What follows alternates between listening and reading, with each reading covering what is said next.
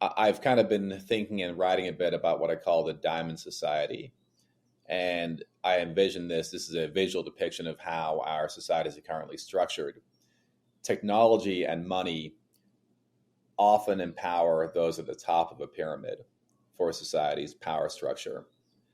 At the same time, there are systems and incentives in place that allow for the devolution of power to the bottom. So I envision this is kind of another pyramid inverted. So you create a diamond.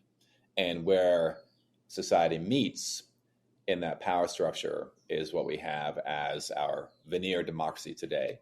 So we have democracy as a lauded ideal. It's talked about a lot, but in practice, in the last few decades, we have gone vastly toward the top in terms of that power structure. So it might, if you want to continue the visual metaphor, that power and that band where they meet has gone higher and higher, and the lower part of the populace has gotten less power. These tools, I think, can, if implemented correctly, recorrect that balance of power so that we don't have a continuing trend toward extreme power at the top. And so there's a great series of books and TV show called Altered Carbon. And this is all about these like AI, super empowered, immortal Methuselahs that just get more and more power. So imagine Elon Musk at 150 years old and now a multi-trillionaire and using his money and power to achieve all sorts of aims around the world that are not in the best interest of people.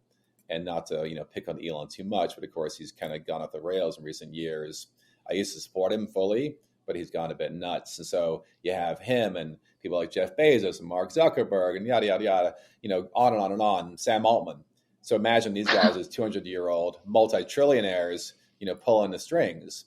That's not a world I think is beneficial for us or the planet. So again, it's really imperative we get this right, where we figure out ways to devolve power to really super empower the lower half of that diamond.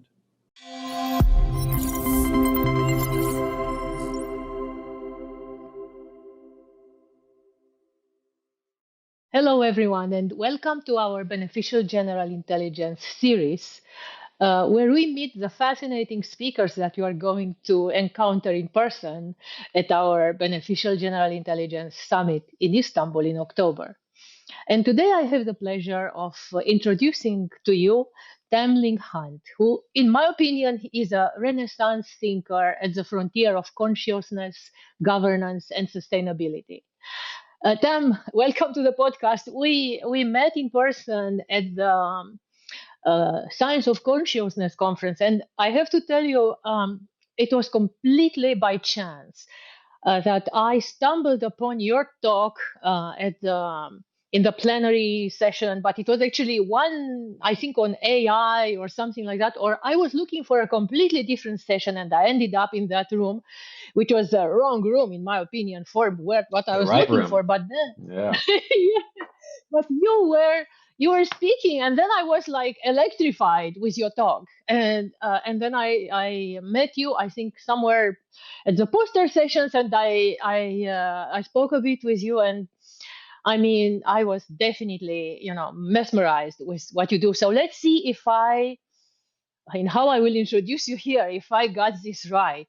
And please correct me if I didn't, because we actually met more or less in passing. I mean, we didn't talk much, but, just exploring your work, which is unbelievable. I do not know. I know there is no time and consciousness is everything and so on and so forth. But I do not know when you are doing all this and how many of you are working in parallel and whatever. Just one, quantum, unfortunately. Exactly, but I don't know. It's amazing, like your productivity. I mean, you are definitely so prolific. So let me tell you all now. Tam is the creator of general resonance theory, a paradigm-shifting model of consciousness grounded in the physics of vibration and interconnectedness, as much as I can understand of it. And he is the author of a number of books, including a new one coming out later this year and called The Hippies Were Right, which I agree with. I mean, definitely love is all there is, and also science is now saying that, and the Beatles were so correct, We don't need borders. All our troubles are because we didn't learn enough from them. But anyway, I will ask you more about that later. And you are a scholar at University of California at Santa Barbara Metas Lab, or Meta Lab, and you are also a public policy lawyer, which is kind of like, for me, like, what? Specializing in green energy and public health policy, AI policy, and digital democracy of all, which is of very high interest for us at SingularityNet, at the Artificial Superintelligence Alliance, which is mostly, the constituency of this audience. So Tam, as he likes to be called, is also a visionary architect of digital direct democracy, what he calls 3D government, in which AI enhanced citizens co create policy in real time. So before we start, please tell us a bit about your upcoming book. I'm really curious in the context of your life past, if possible, if we can do your introduction from your side and tell us about your work a bit. So you wrote so many other books like Mind, World, God. What titles? I mean, how do you find these titles? Echo, ego, eros. And the philosophical search for meaning, for the meaning of life, clearly transpires from every title.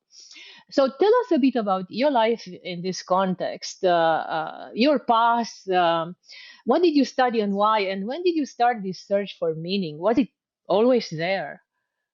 Yeah, well, thanks so much for having me on the show, and I really did appreciate meeting you. And I'm not one to believe that things are meant to be in any way, but I think synchronicities and serendipities do happen. And so, maybe there was some design of some sort behind you seeing my talk by accident. But yeah, so in terms of my background, I've always been a reader since, age like 4 or 5, and came from a very bookish family. And in my late teens began reading more seriously in philosophy. And I actually, in writing this book you mentioned, which I'll talk about more in a minute, I've been doing a deep dive into my own kind of memory banks and realizing more and more that the really formative years for me were actually my years in the US Army. And that's because I was in the Army for 4 years, from 19 to 23 years old. And I'd been forced to leave college. I was going to University of Washington in Seattle when I was 18. I was forced to leave because of financial issues arising from my not being a permanent resident at the time. I'm actually English originally, lost my cute accent, and I'm now fully American. But at the time, I was 18 and going through the amnesty process, and I was not yet a green card holder. So they gave me financial aid by mistake, found out it was a mistake, revoked my financial aid, forced me to leave college. So I joined the Army as like, okay, what do I do with my life? Get some college money, see the world, etc. Because they give you some college money when you join the Army in the U.S. And so I had 4 years where I was feeling very frustrated by my surroundings, not wanting to be there, and really wanted to kind of dive back into the life of the mind. And so I basically had 4 years to kind of do this really interesting deep dive into Western and Eastern culture, philosophy, art, science, etc.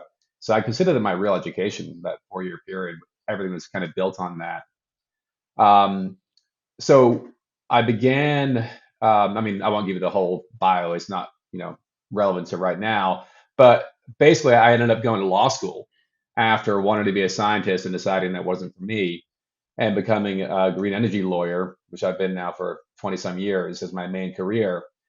But I continued kind of reading widely and thinking deeply about philosophy and consciousness and neuroscience. And about 15 years ago, I actually met a professor at UCSB socially through a mutual friend. We began chatting about all these issues over literally a beer at a local bar. And after knowing him for a while, he's like, you know what, Tam, you're doing some really high quality stuff. I showed him some of my early writings.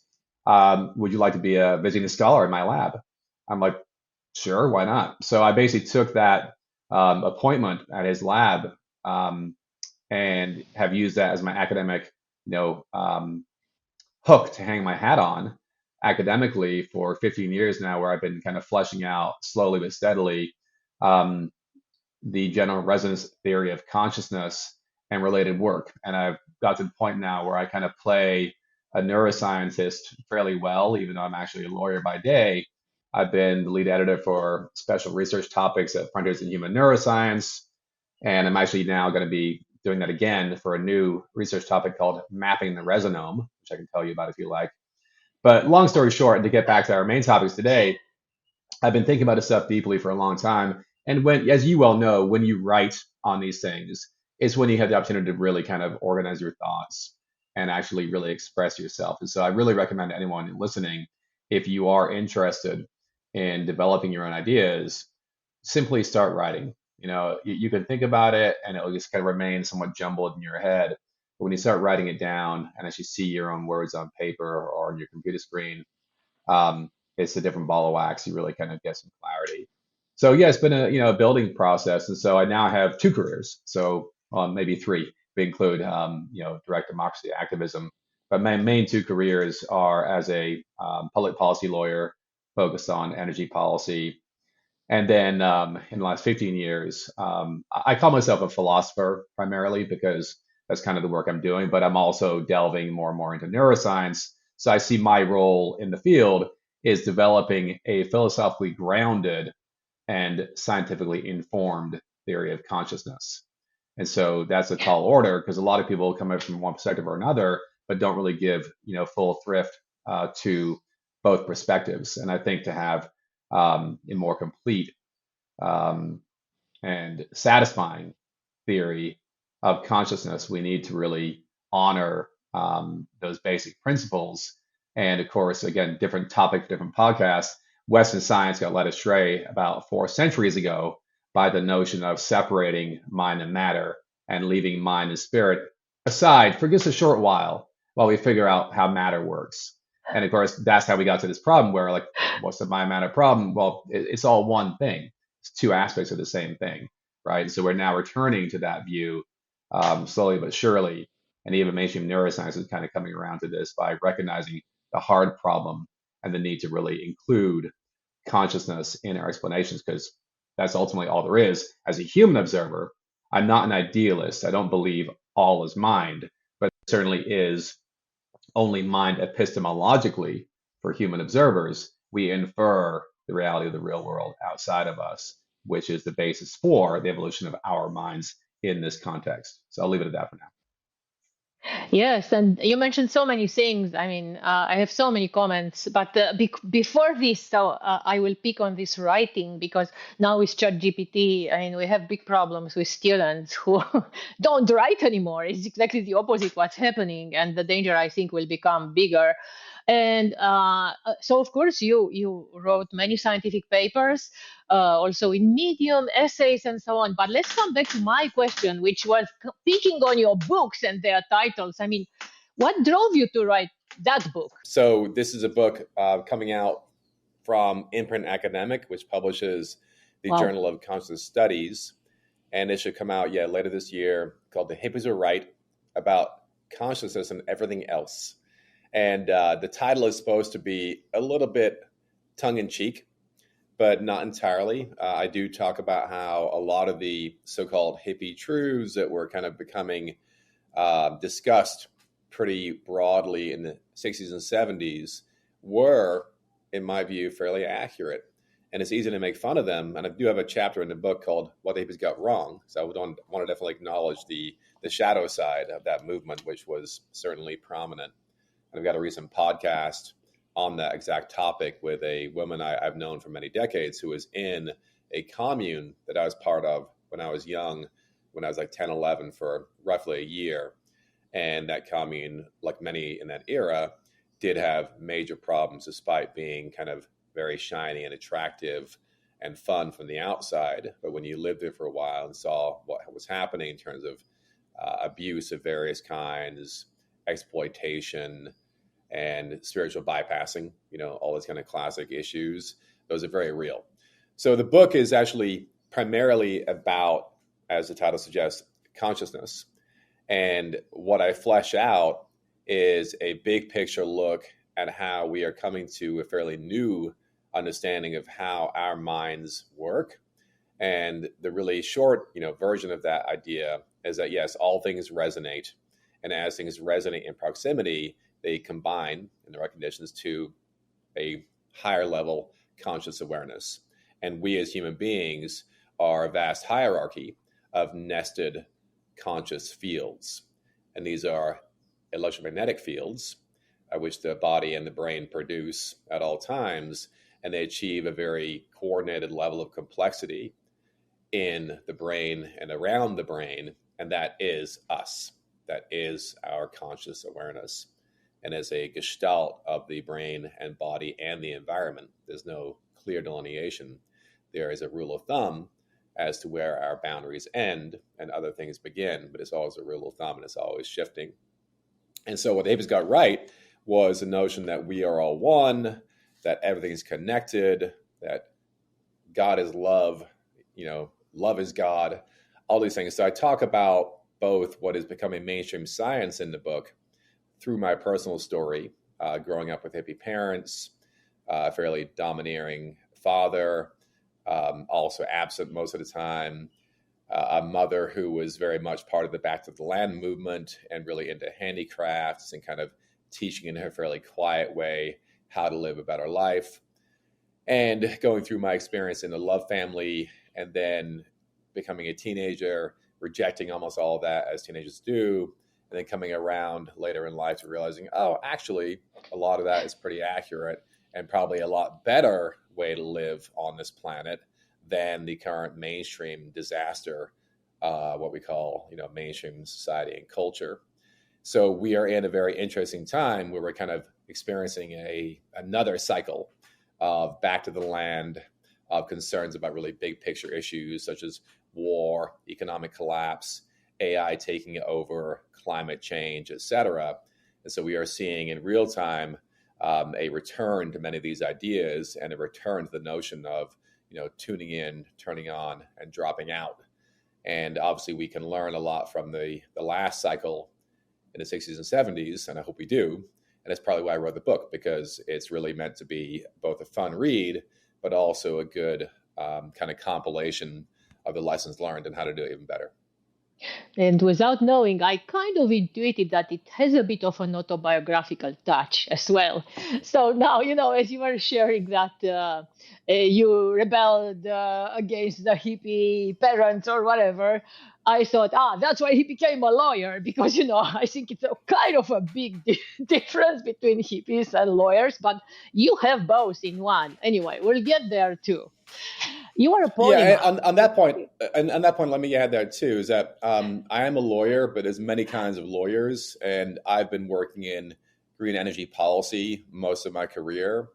And so I'm not the kind of lawyer who's, suing people for personal injuries. But you sued ChatGPT. Anyway, we'll get there. I did. We'll get there. Yeah. Go ahead. I get you. Okay. So definitely you are a polymath. Yes. And your work is transdisciplinary, spanning cognitive science, spirituality. You also have, you built your own temple and governance. So as I mentioned, yes, you are teaching people to meditate in your own temple. And that is fascinating by itself. On the consciousness side, you explore the deepest mechanisms which connect mind with world, with God, if I may interject with the title of your book. How do these disciplines inform each other in your work and vision for the future? Yeah, another big question, and I won't dwell on it too long because I think really the honest and short answer is that even though I could create a story as to why all my interests connect, I think it's probably as much just a question of me following my bliss and my curiosity down different pathways.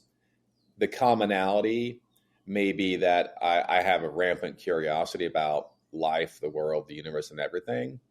And I've also always had a feeling that I need to be part of a cause to make the world a better place and to really improve things. And so going into law was always about helping, mitigate climate change, helping reduce local pollution. And I really kind of became entranced by the green energy revolution and remain entranced. I'm very eager to see us transition away from fossil fuels for all the obvious reasons. I won't go into why. We all know this. And unfortunately, we're seeing a big backlash in the U.S. right now against the green energy revolution. And I'm ramping up my efforts to try and do what I can again to push back on the pushback. So really keep us on track to get off fossil fuels in the next decade or two. We made tremendous progress, but we are now again seeing a big kind of backlash. And then in terms of consciousness and our theory of consciousness, it really kind of came about in my late teens. I began reading, just for fun, obviously, in philosophy of mind. And I picked up some important books that still, today resonate in many ways in terms of the ideas, even though I may have moved away from their theories. So, for example, I picked up Gödel, Escher, Bach by Douglas Hofstadter, an amazing book. He wrote a book later on called I Am a Strange Loop. And so his approach is materialist and functionalist and mathematical. But Gödel, Escher, Bach is an amazing book. Again, I don't particularly agree with his theory anymore, but the book itself is really, really a work of art. It's a beautiful piece. It alternates chapters with these dialogues in kind of Greek style, with easy to read dialogues about the ideas, and then more in-depth chapters about the mathematics and the technical details of his approach. And I've adopted that style in a big book I've been working on for a long time. We can talk about it later. I also picked up the book The Mind's Eye by Daniel Dennett and Douglas Hofstadter as editors. And it's a series of essays about the philosophy of mind. And again, made a big impression on me when I was 18, 19. I kept on reading, and I served 4 years in the Army, strangely, from 19 to 23. And even though I did not like being in the Army, I got to travel quite a bit. I was stationed in Germany and then Hawaii. And that's why I'm here in Hawaii now, because I fell in love with Hawaii. And many years later, after serving here, I moved back here and made this my permanent home. But during my time in the Army, I had a lot of free time. And I read rampantly. I read probably 2 books a week for 4 years. And so to this day, I really credit that time as being seminal in my own self-education. And I really kind of dove deeply into the philosophy of mind, biology, spirituality. I discovered Alan Watts in that period, and I remain to this day a Wattsist. We can talk about that later if you like. And so I always have been pretty hard-nosed and rational, but through that period of deep reading and contemplation, combined with various experiences through the course of my life, including with psychedelics and without, I've come around to a view, and I've written about this in my books, Mind, World, God, that tries to reconcile that kind of hard-nosed rationalist approach to the world and science with an acknowledgement of our need for spiritual meaning, and to create a rational spirituality or a spiritual rationality, if you will, either one. And this, I borrow a term from Ken Wilber, deep science. And a deep science is one that marries sense and spirit, as he talks about it in his book, The Marriage of Sense and Soul. And so there's a lot of work over the years on these issues, trying to reconcile these two vast domains of human experience and thinking, science and spirituality. And they're often, counterposed as being contradictory. But I think a lot of us are coming around to the view, informed in many ways by Eastern spirituality, that they're actually not contradictory. They can, in fact, be very complementary. And so my life's work, in terms of my work in green energy law, public policy, and the philosophy of mind, it all is trying to both understand what's going on and our place in the universe, my place in the universe, but also really trying to just make a universe that is better for all of us. And we could talk a bit more later about my left-libertarian views, because I think that the key question in all of this, and on the ground in a practical manner, is how do we all follow our own bliss, our own curiosity, our own creativity, in a way that does not impinge upon others' ability to do the same? That's the basic question of political theory, of how to be a decent person.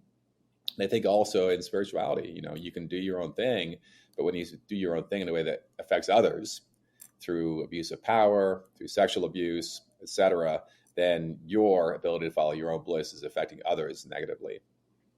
I'll leave it at that. Totally, totally. And of course, here at SingularityNet, we are working towards the artificial consciousness and actually artificial intelligence. I don't know about consciousness, I won't go there yet. But the AI that would enable us to fulfill our full potential. And that's why, your 3D governance innovation. I find it totally fascinating. But before this, I wanted just to interject a bit and with regard to what you just shared, because for me, at least, reading about you and reading as much as I could since we met so recently from your writings, I can see that you weave consciousness and ecological wisdom and into your political vision. And I can sense this deeper, as you said, deeper awareness, shaping even your concept of digital governance. And I will ask you about that. But of course, yes, and coming back to the hippies, I do not know if you came across this book. It's called One, actually, The One, how an ancient wisdom holds the future of physics by a quantum physicist who is a professor, a university professor in Germany, Heinrich Pass. And he actually talks about, he has monism, and he shows like from antiquity until the quantum. He goes historically and shows that we are one, in fact. And this is also what Federico Fagin said, and so on and so forth. But let's come back to my immediate interest here and little agenda, if you allow me. And I'd like to explore a bit more your 3D government innovation. You envision artificial intelligence powered personal assistant called AVPs that are channeling citizen values into real-time governance, as far as I can understand. Can you describe a day in the life of a citizen in a fully operational 3D democracy so that upfront our listeners understand the concept on an example? Yeah, so the idea behind 3D government, which is just digital direct democracy, is to allow people, normal voters, to make choices on far more things than we currently do.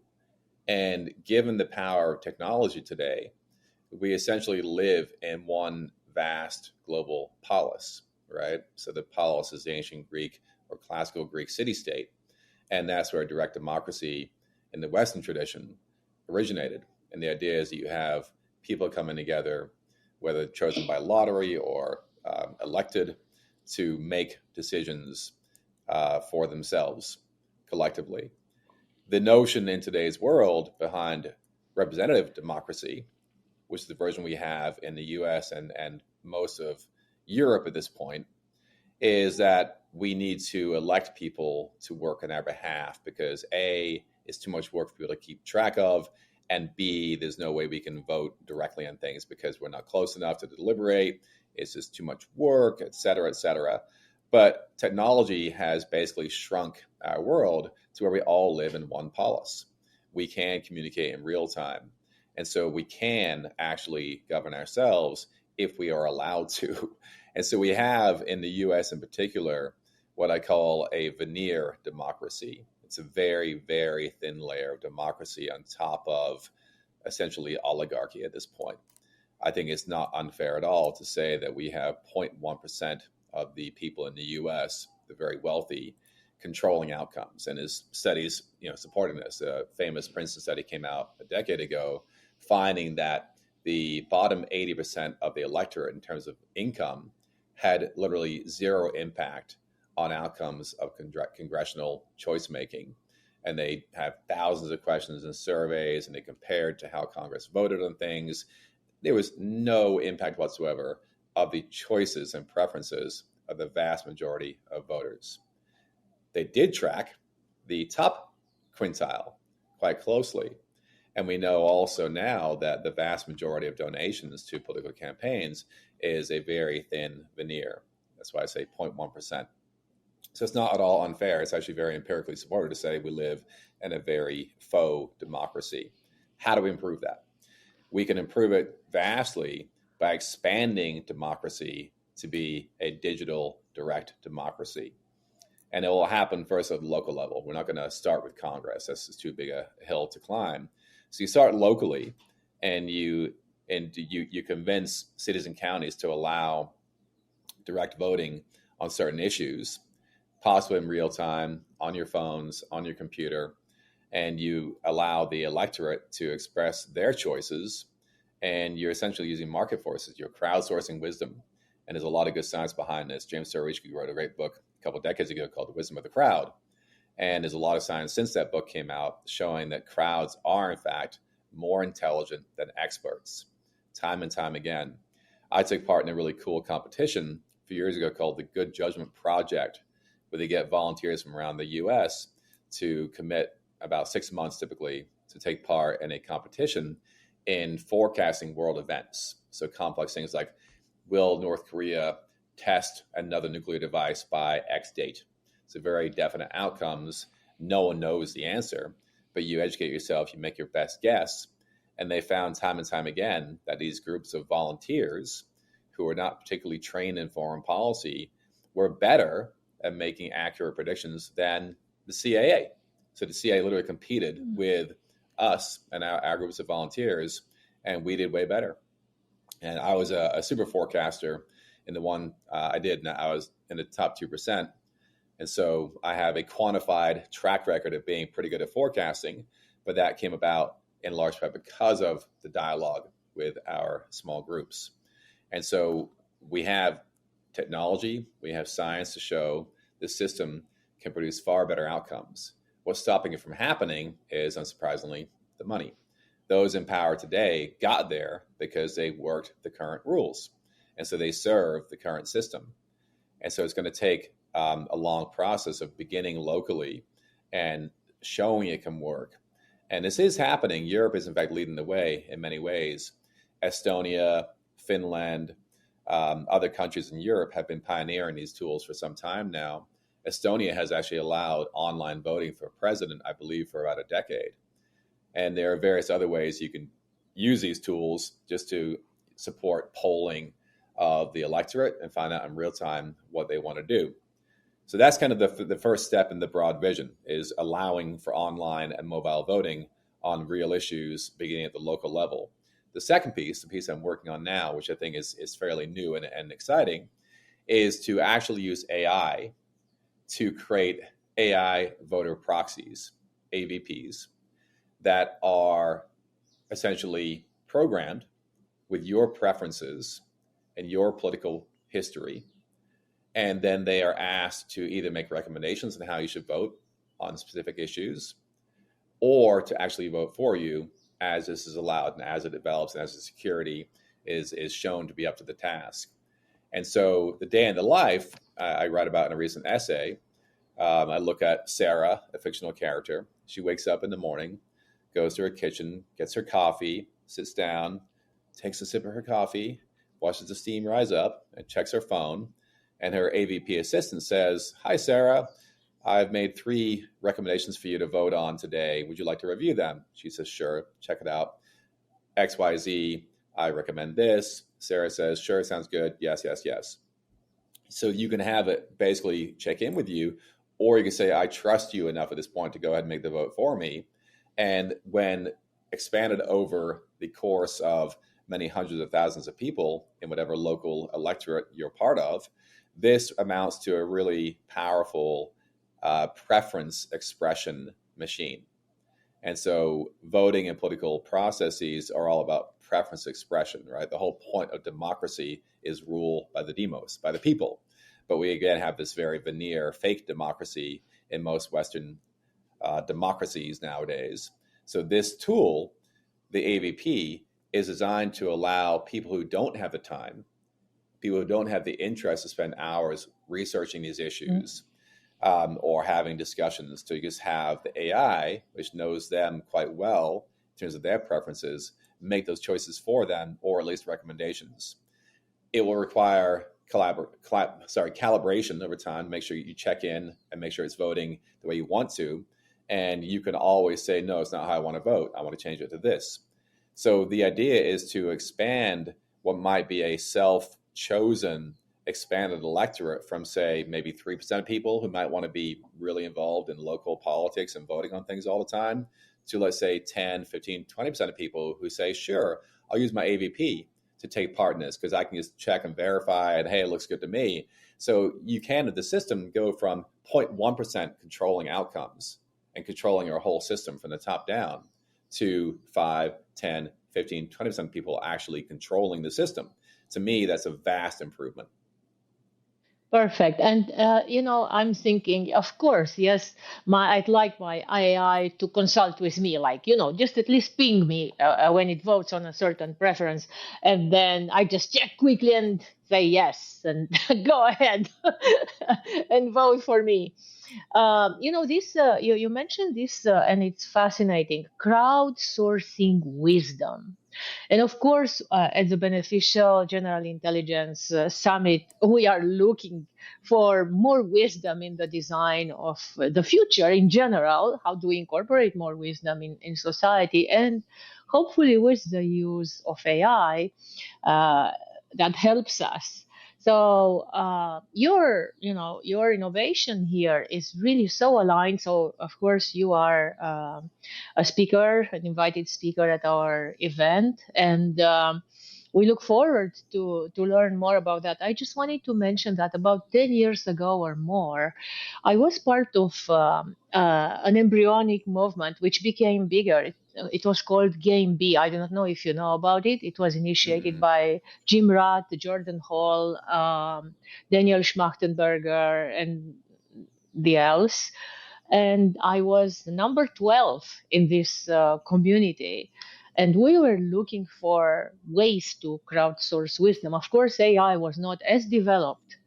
So it's amazing to see that what you are doing is actually achieving our dream.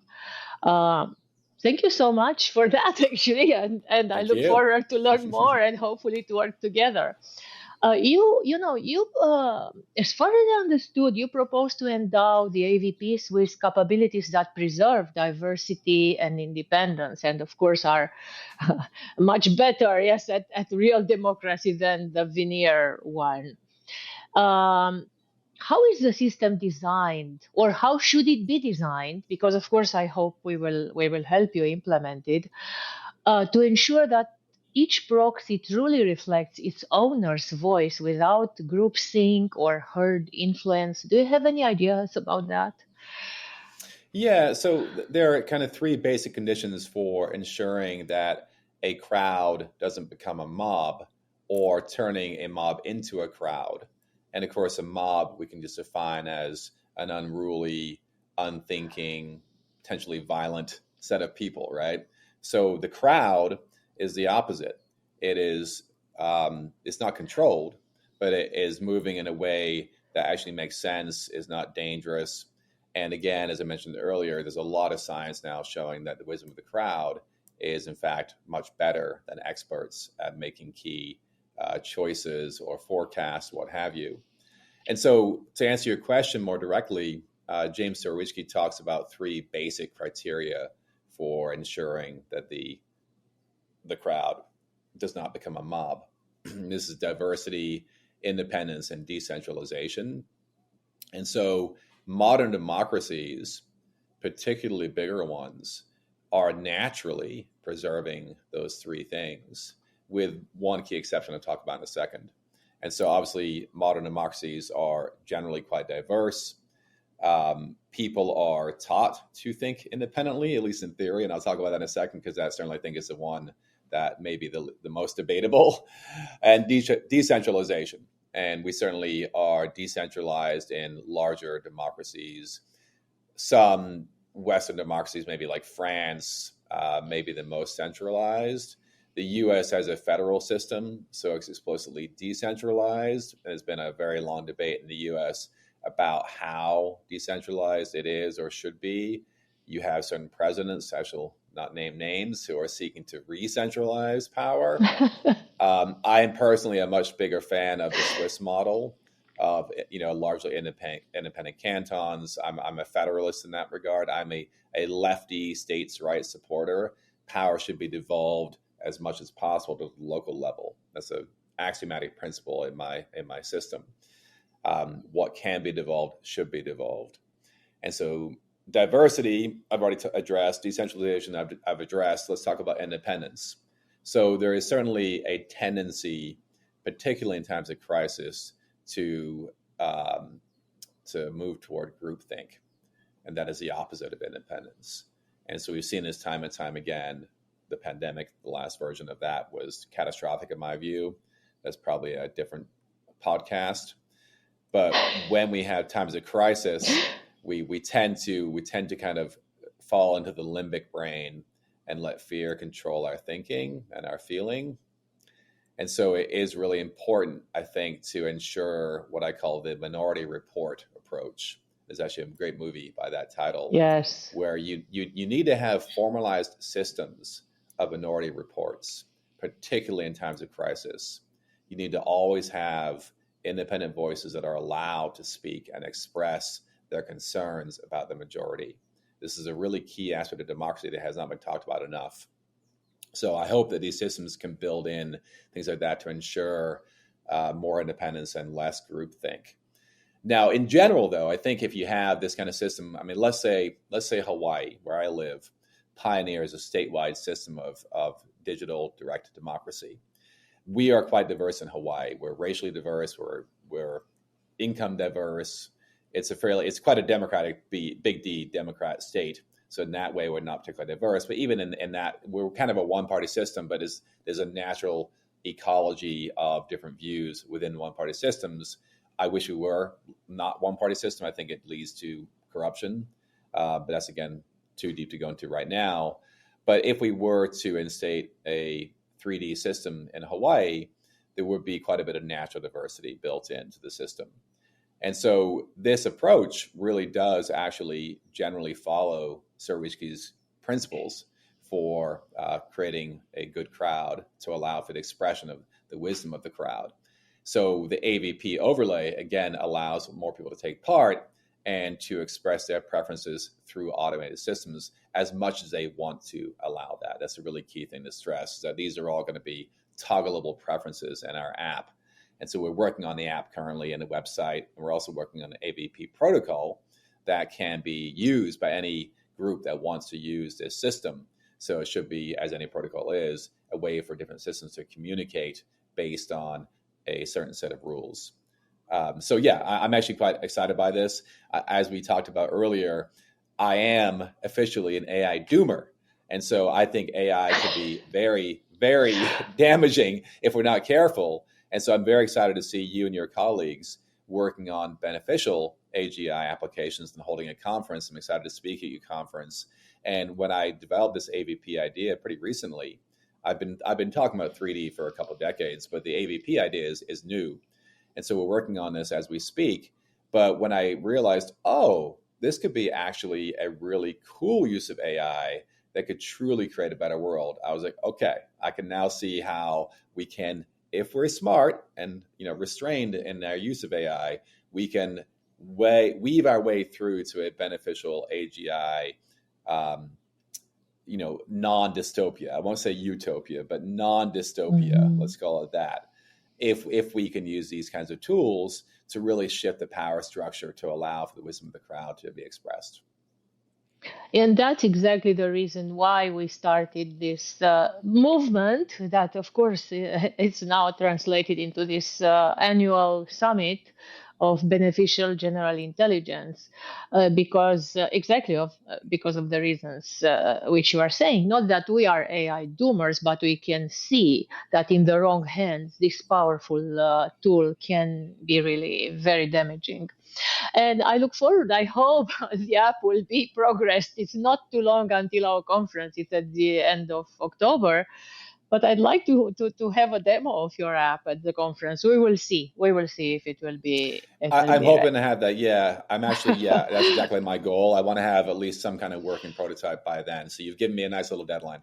It would be amazing. Yes, and with regard to Minority Report, well, in another life, I was a professor of artificial intelligence and computer science. And in order to, shortcut, because my expertise is multi-agent systems, distributed intelligence systems, I was telling my students and of course in my keynotes and so on, what do we do? Have you seen Minority Report? This is what we do in my lab. So It's a great movie. it's a shortcut. Yes, the shortcut to explaining it all, because otherwise it gets too complicated. So and from what you share now, of course, also with your own ethos, yes, personal ethos. And I know you're going to say, because maybe you are more terrestrial than me and than us here at the AGI community. But allow me this question, like how might the qualitative experience of consciousness, like empathy, embodied presence, be reliably reproduced in the digital augmented civic spaces? I mean, as someone immersed in environmental and renewable policy, how does a citizen's embodied and conscious attention form a sort of regenerative feedback loop with planetary systems? And again, I'm thinking of the title of your book. It's impossible not to come to that. Yes, like from the person to the world to God. It is this wholeness. Could we use this digital democracy to build this feedback loop, or maybe already had that in mind with it? Yeah, you're asking great questions today. Very, If very not, big we will do questions. it together. Because I can already see how to do that. Yeah, so I'm curious on your answer too. So let me offer mine, then I'd love to hear yours. So I think, first of all, the basic idea of 3D government is exactly that, is to allow for our individual preferences to be expressed. And because we are a social species, and because most of us, particularly those who get involved in civics, are generally concerned about our community and our families and hopefully the planet too, I think there will be a natural tendency toward greater expression of empathy for those things as we ramp up 3D government. We had also discussed earlier the notion of digital town halls and, of course, real town halls, which can get quite raucous at times. And in the US, we're seeing, there's a story today in the New York Times about how most Republicans are stopping holding town halls because they're getting too contentious and angry. That's not normal. It is hopefully a blip in our history, what's going on right now. But in general, I think more discussion is better. And it's important to keep that discussion civil, but obviously emotions can get heated. In terms of the broader potential for digital town halls, I'm actually planning to create online town hall spaces as part of this AVP functionality, as part of 3D government. And so, for example, Lumio.org is a really good model for what we're planning to do. And they actually are functional today. And we're hoping to partner with them on this stuff. So I want to give them full credit for this. So they have a system already, this Loomio, Lumio. They were developed in the US after the Occupy Wall Street protests, and they realized they needed to have better tools for coordination, kind of leaderless coordination. That was their whole point with that movement. And so what they allow with their website is creating a voting interface, and you invite who you want to be part of that voting group, and you ask whatever question it is you want people to vote on. And then there's opportunity for discussion, and there's an ongoing tally of the vote, the preliminary votes. And then only after a certain deadline is passed do those votes become final. So the idea is to put the question to the group, have deliberation, have provisional voting, and then finally the actual vote tally.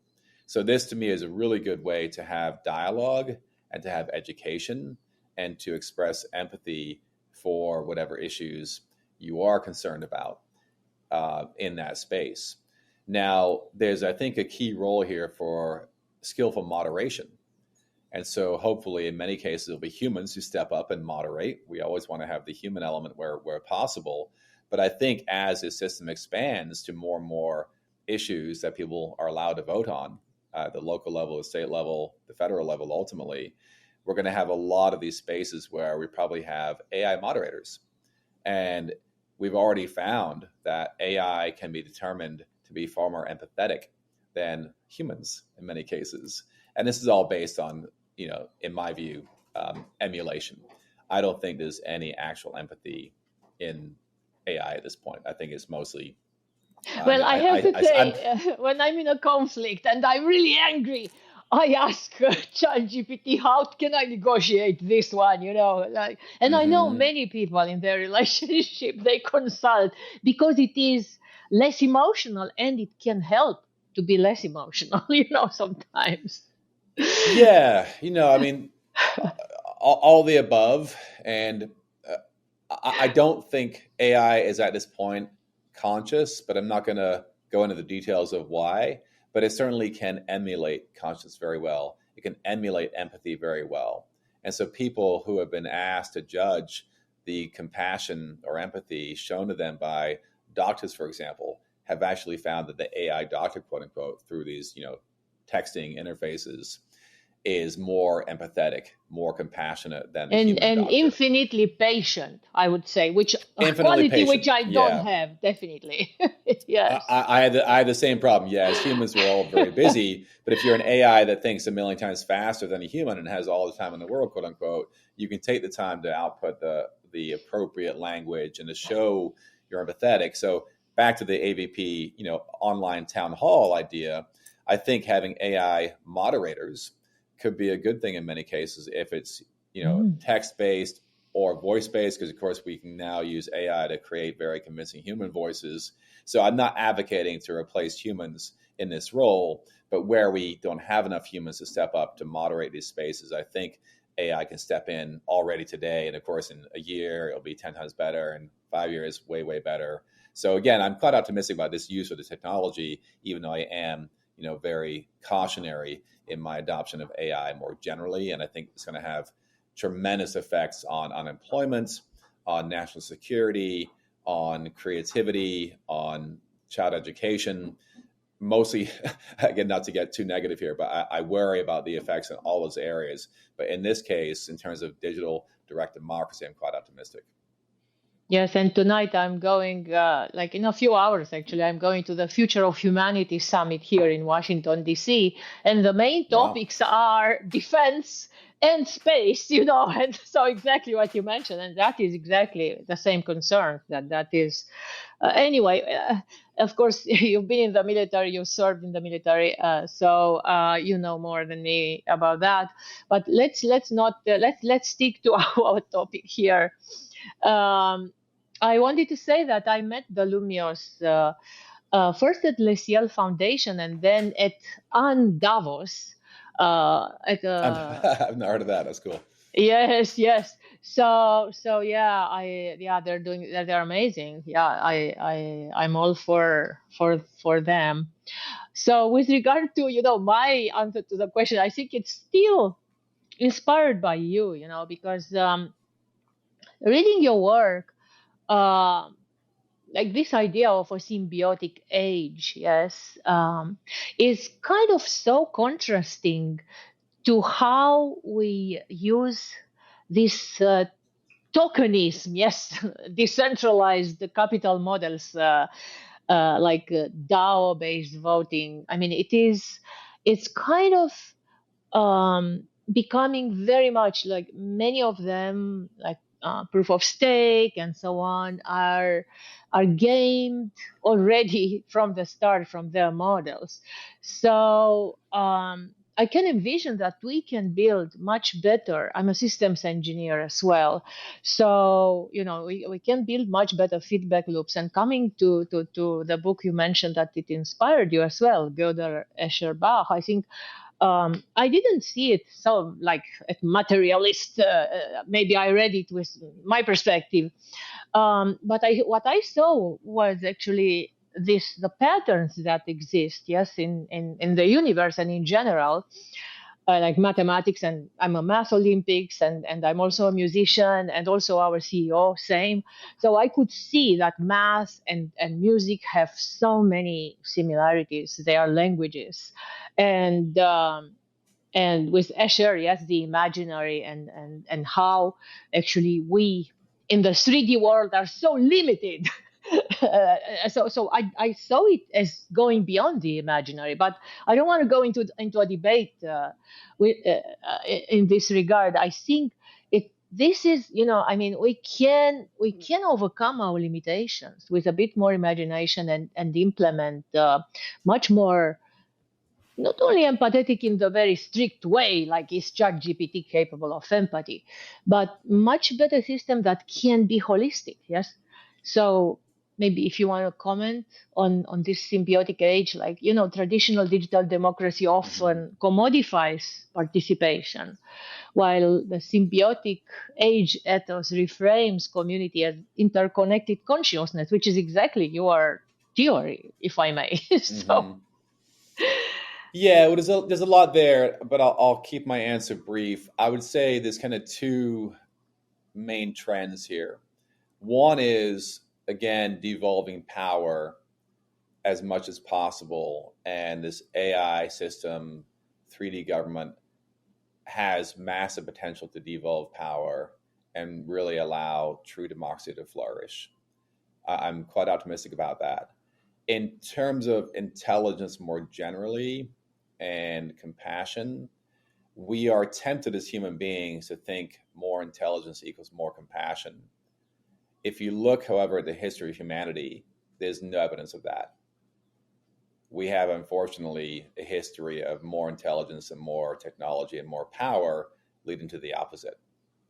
We have a history of subjugation, enslavement, oppression, genocide. And so to envision that more power, more intelligence leads to necessarily more compassion and better systems is not, in my view, supported empirically. So I think it's really imperative for those who are compassionate, who want a better world and more democracy, small d, it's really imperative for us to step up and create systems that allow that power to be devolved as much as possible.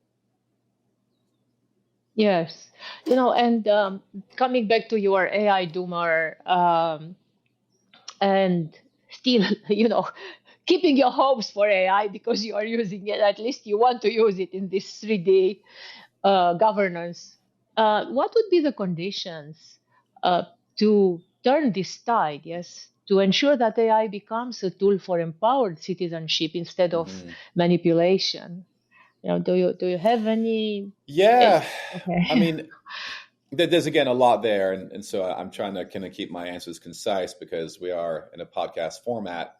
But to kind of expand on my answer just given, I've kind of been thinking and writing a bit about what I call the Diamond Society, and I envision this is a visual depiction of how our societies are currently structured.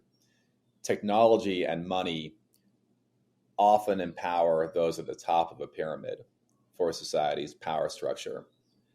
At the same time, there are systems and incentives in place that allow for the devolution of power to the bottom. So I envision this as kind of another pyramid inverted. So you create a diamond.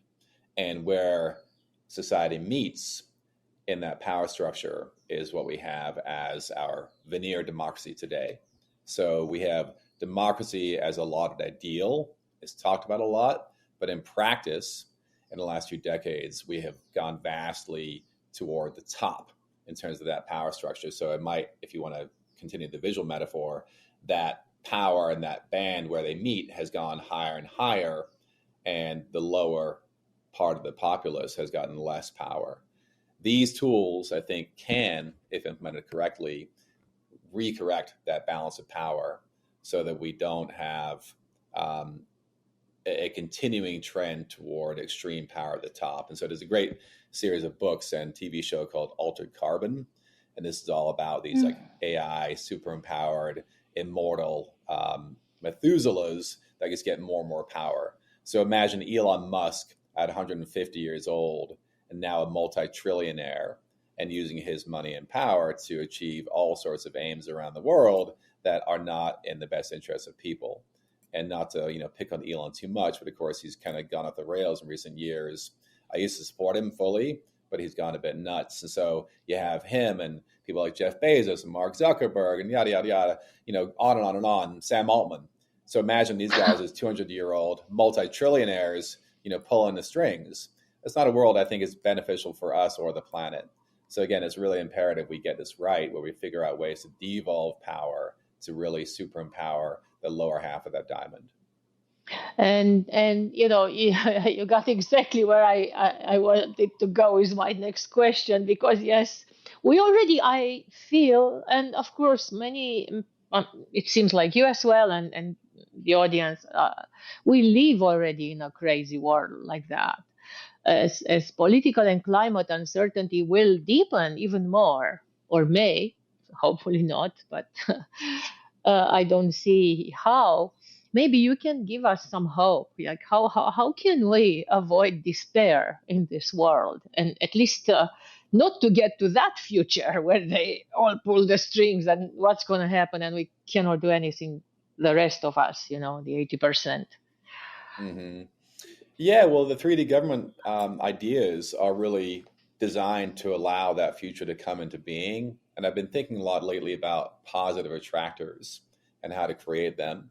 And a positive attractor in mathematics is a naturally stable part of the landscape where, things come in and they kind of stay maybe in an oscillating pattern.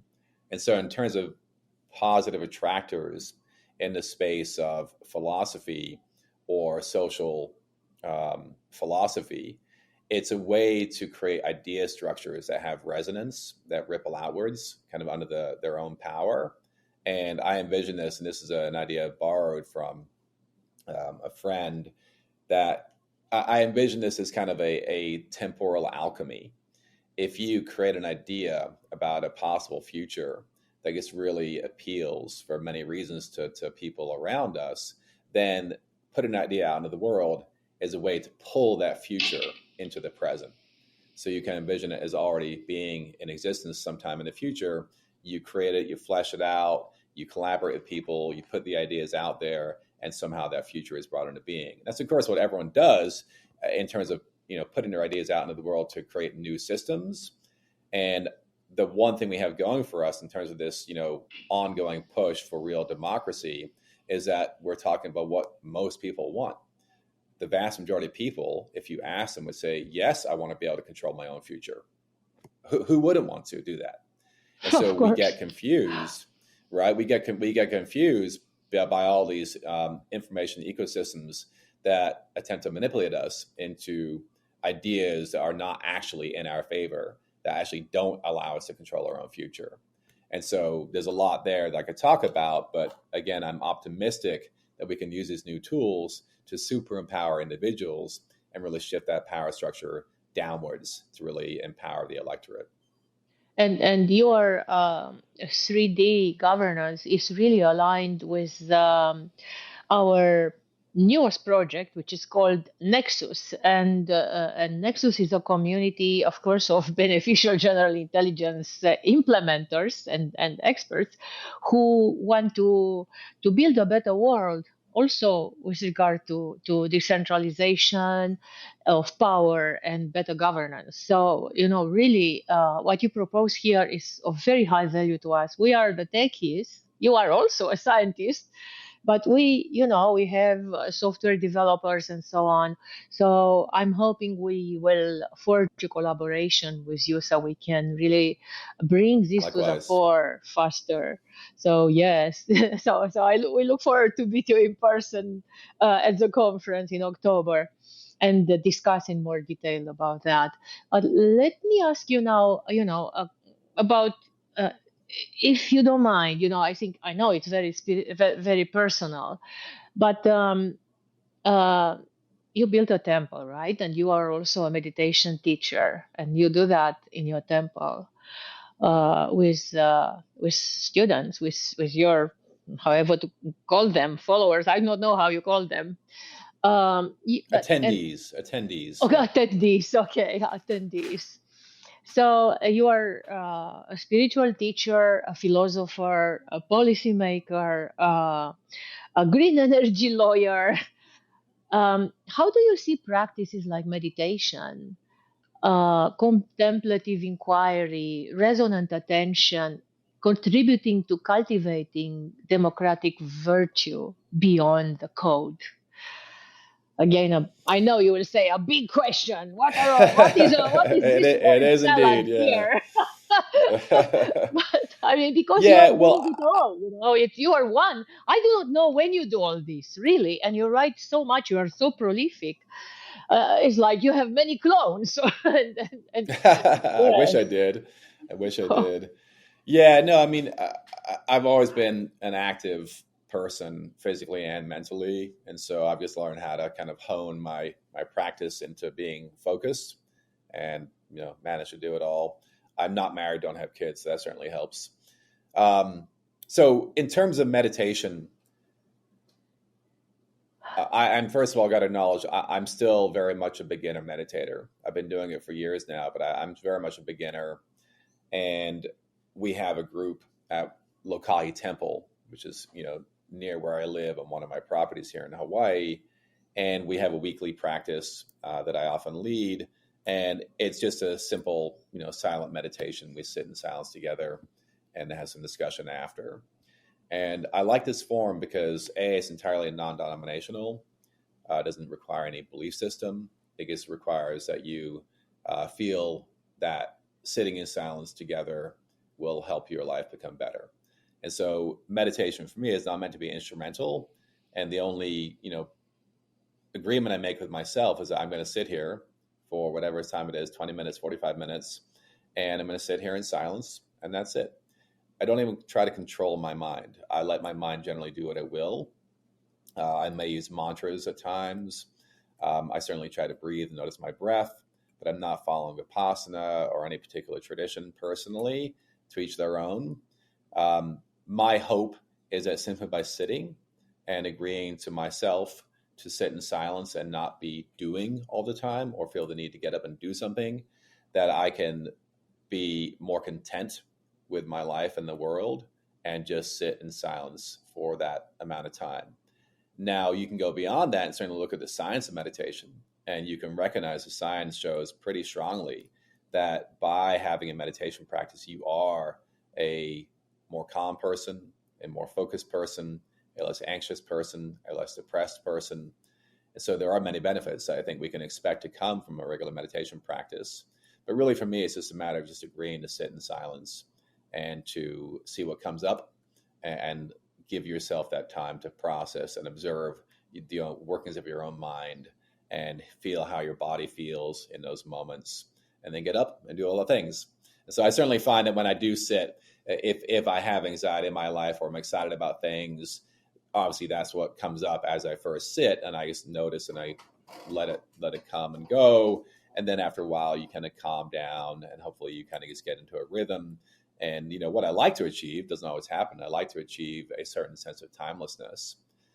There is always a process of time, but when you achieve that kind of relaxed state and you sit there and be with your breath, it certainly can feel timeless, and it's a beautiful feeling. Absolutely. And our CEO, Dr. Ben Goertzel, actually was working. I do not know if he finished it, but was working on a meditation app for our developers with the purpose exactly of, inspiring them. And because he believes that awakened people or more awakened people will build a better world and better software and the beneficial AGI rather than than the all-powerful AGI that will pull the strings of humanity. Hopefully. Mm-hmm. So yeah, so I can see that. So if love, the hippies, consciousness, your scientific work, and direct democracy converge, what would be the collective identity of a world governed from within this resonant field of awakened citizens? I can just, if you want, I can imagine. I mean, for me, seeing or linking all what you are doing, I can really already see a better world emerging, like social forms. But I'd like to hear your vision of a social form emerging when governance is lived rather than just executed mechanistically. Uh, Yeah, I mean, again, I've been trying to envision these better future worlds as positive attractor states, and I certainly do like the idea of all of us becoming more involved in issues that affect our communities and our families and their environment, and through becoming involved, having more dialogue, meeting your neighbor and having a discussion about whatever is up for a vote. This is all part of a way to enhance our social fabric more generally. I think the key problem in the world today is isolation and loneliness and a lack of love. And we're all feeling more and more isolated and atomized. And so, whatever it takes to get us talking to each other more, hopefully face to face as much as possible, is a net benefit. At the same time, if we do that more face to face interaction in a way that helps us create better decision making structures, then we're even better off. And so, I'll go back to the basics a bit more in terms of this kind of future vision. I personally have been very drawn to the notion of panpsychism, and it's the basis for my last couple of books in terms of exploring the idea of panpsychism, which is, as the name suggests, all is mind. Now, more generally, the version that I like is a recognition that all matter has some associative mind. Where there is matter, there is mind. Where there's mind, there is matter. They go together like black and white, inside and out. And so this idea is fleshed out in many great books. I'd recommend Panpsychism in the West by David Skrbina, a collaborator of mine. We're actually working on another book together called Fields of Mind. And this view is not only scientifically and philosophically very defensible, and in my view, the most rational way of looking at the world that we've discovered so far. It's also the basis for a really beautiful spirituality, and it really just recontextualizes humans and us individually within the universe. We are very much part of it. We grew out of it. We are in it. It is all connected. And I envision it as a very collegial, participatory universe where every level of mind, from the atomic level upwards, is flexing and fluxing and collaborating in creating the universe in each moment. And that's literally how the process works.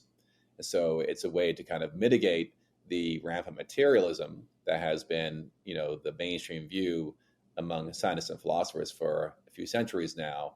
And it kind of it imbues the world again with a kind of spirit, not in a mystical sense, but just in recognizing that there is, in fact, some experience in nature all around us. In the vast majority of nature, it's pretty darn rudimentary, but it's there nonetheless, and we came out of it. We are made of atoms and molecules that are the same atoms and molecules in the world around us. How are we here as thinking, conscious, feeling beings? Because of our structure, our organization. It's not because we're made of some special stuff. So that worldview for me really informs my work more generally. And so that collegial participatory view is, again, what helps me in my work in creating better systems of governance. I think we need to recognize those principles and really work toward creating systems that allow for that fully participatory worldview to take shape and to, again, devolve power as much as possible to the local level. Yes, and as you were mentioning about this, you were talking about this spirit-imbued universe. What came to mind was this. It's a recent book by Mark Gaffney, Zach Stein, Ken Wilber, and they actually they merge their voices into something like J Temple or so. So it's a pseudonym. That is the author, the official author of the book, which is called something like The Erotic Universe. And it's very much aligned with what you were mentioning there. It is, more and more scientists are now coming to that conclusion that indeed, yes, there is this spirit And of course also in our community, our CEO has written quite recently. He published a book together with one of our scientists, Gabriel Axel Montes, called The Consciousness Explosion, where of course he also embraces this panpsychist idea, but also they are talking about the mind plexus, AIs and humans. Um, uh, yeah, like working together or collaborating somehow to increase this consciousness or to accelerate the consciousness explosion. Tam, we've journeyed with you across digital democracies, AI proxies, decentralization, the intimate terrain of consciousness, hippies, love, and so on and so forth. And you helped us reimagine governance not as control, but as coherence, emergent, participatory, alive. And now, before we close, I wanted to ask you this. If democracy was truly reborn, not through bureaucracy, but through these artificial intelligences, with which, like, let's call it AI awakened citizenry, what kind of world could we co-create? Can you paint for us that new world in which your AVPs are functional and I'm using them, you are using them, and so how would that future look like to you? Where are we headed? Where do you want us to end? Yeah.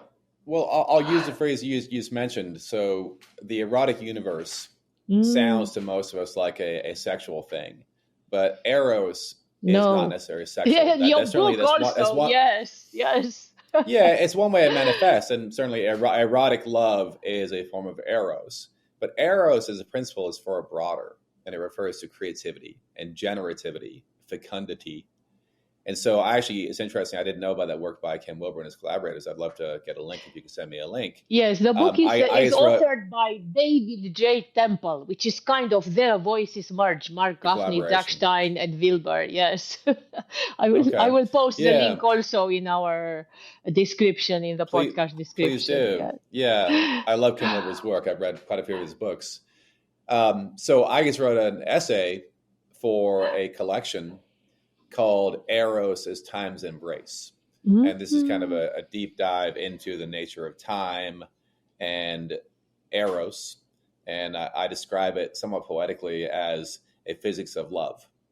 And so this process, and again, I'm being poetic in that manner, but these ideas, these are not, we're tempted to think of Eros and creativity and these broader concepts such as love as solely human creations.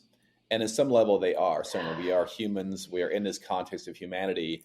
But there is a very real sense, a way in which these principles are embodied in the universe at the fundamental level.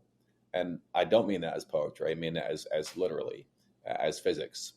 And so we don't have time to go into all that right now.